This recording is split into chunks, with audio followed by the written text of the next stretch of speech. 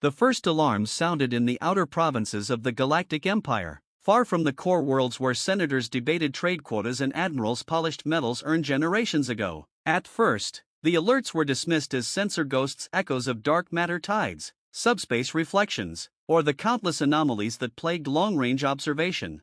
Then a listening post vanished. Not destroyed, not damaged, simply gone. Station Kepri 9 had been anchored in a stable Lagrange pocket for 8 centuries. Its mass signature, power emissions, crew biosigns, everything disappeared in the span of a single data tick. No explosion bloom, no radiation spike, no debris field. Just absence. The Empire flagged it as a catastrophic malfunction and quietly reassigned the sector to automated drones. That decision would later be recorded as the first mistake. Within 3 standard days, 4 more stations vanished across a corridor of space that should not have connected. Their locations formed no logical line of advance, no invasion vector. Worse, the disappearances were accompanied by a new phenomenon, a residual distortion lingering in real space, as if something immense had passed through and reality had not yet decided how to heal. Astrophysicists argued, admirals demanded answers, priests of the stellar concordance whispered omens.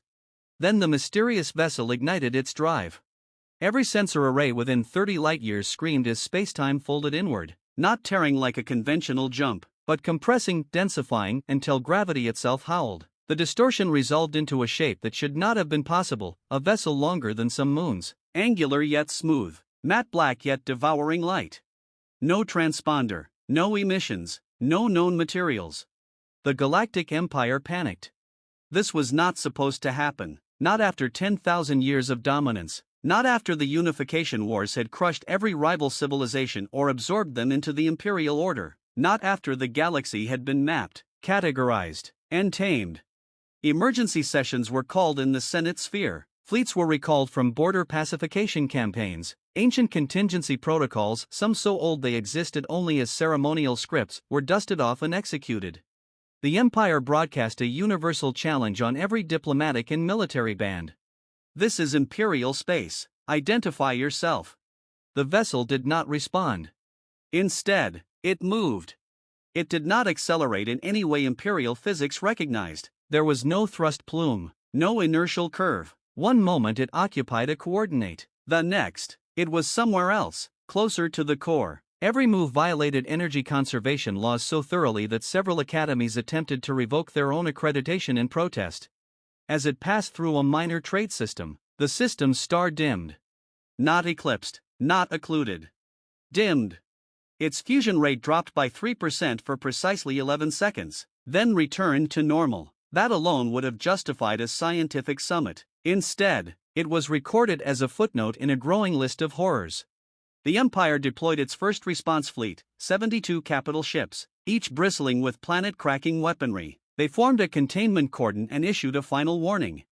The mysterious vessel stopped. For the first time since detection, it remained still. Sensors strained, officers prayed, and admirals rehearsed posthumous speeches. A single transmission was detected not on any known channel, but as a modulation of the vacuum itself. It was not language, yet every translation engine rendered the same meaning. Observation complete. The Empire opened fire. What followed shattered centuries of military doctrine. The combined barrage antimatter lances, gravitic shear beams, star-forged plasma collapsed into nothingness before reaching the target. The space between the fleet and the vessel bent inward, swallowing the attacks as if they had never existed.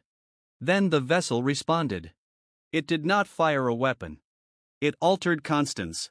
For exactly 0.004 seconds, the fine structure constant in the surrounding volume changed. Atoms forgot how to behave. Matter unknit itself at the quantum level. 17 Imperial warships ceased to exist, not destroyed, but rendered mathematically impossible. The remaining fleet broke formation in blind panic. The Galactic Empire had just encountered something it could not fight or understand. Across the galaxy, ancient species who had once challenged the Empire watched in grim satisfaction as Imperial authority cracked. Black market channels lit up with speculation. Cultures long suppressed dared to hope.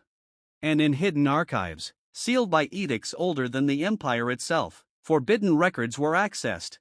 Records that spoke of humans. The name was archaic, barely remembered. A species from a spiral arm deemed insignificant 10 millennia ago. A species that had rejected Imperial integration with a violence so absolute that the Empire had classified the entire region as perpetually quarantined. The official reason cited stellar instability. The real reason was fear. Humanity had not possessed vast fleets or godlike weapons then. What they had possessed was something far more dangerous: refusal. They had refused surrender, refused assimilation, refused to accept the galaxy's rules. And when the Empire had attempted to make an example of them, humanity had vanished, taking several Imperial legions with them, and leaving behind technologies the Empire could never reverse engineer. The quarantine had been declared, the records buried, the lesson ignored. Now the mysterious vessel moved with a design philosophy eerily similar to those ancient human relics, only evolved beyond recognition. The Senate erupted into chaos as the truth spread. The mysterious vessel was not scouting.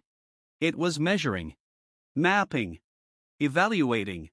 And when it reached the outer defensive ring of the core worlds, it finally transmitted again. This time, the message was unmistakably linguistic. "This galaxy has matured without us," the voice said, "layered and harmonized, neither male nor female." That was not the expectation. The Empire attempted diplomacy, surrender, threats all at once. Entire cultures begged for mercy. Admirals offered stars as tribute. The response was chilling in its restraint. "We are not here to conquer." Relief swept through the Senate. "We are here because you failed." Images flooded Imperial networks: extinct species, burned worlds, cultural erasures committed in the name of order. The Empire's greatest victories, reframed through an unblinking lens. "You mistook dominance for stability," the voice continued. "You mistook silence for peace." A pause followed, calculated, deliberate. "We warned you once, you chose to forget." The mysterious vessel ignited its drive again, and this time, hundreds of similar distortions flared across the galaxy. Not an invasion. An awakening. Hidden constructs, buried across star systems, activated. Some were larger than planets, others were invisible until they decided not to be. Each bore the same signature. Humanity had not left the galaxy. They had embedded themselves within it. The Empire's defense grid collapsed as space itself became hostile to Imperial technology. Supply lines failed, FTL corridors unraveled, entire fleets found themselves stranded in inert voids. A new galactic war ignited, not with declarations, but with inevitability. Humanity did not target civilians, they did not annihilate worlds, they dismantled systems of control with surgical precision. Communication hubs vanished, command structures dissolved. The Empire's vaunted bureaucracy, its true source of power, fell apart in weeks. Where resistance arose, humanity responded with overwhelming, terrifying clarity. Where surrender was offered, humanity ignored it. They were not interested in ruling. They were interested in correction. On a small, forgotten world at the edge of Imperial space, a group of refugees watched the stars burn with unfamiliar hope. For the first time in their species' recorded history, the Empire was afraid. And far above them, the mysterious vessel observed the unfolding collapse, its mission parameters updating. The galaxy had entered a new era. Not of human supremacy, but of consequence. The Galactic Empire had panicked. And in doing so, it had confirmed what humanity had always believed: that power without restraint inevitably summons judgment. And this time, the judges had returned.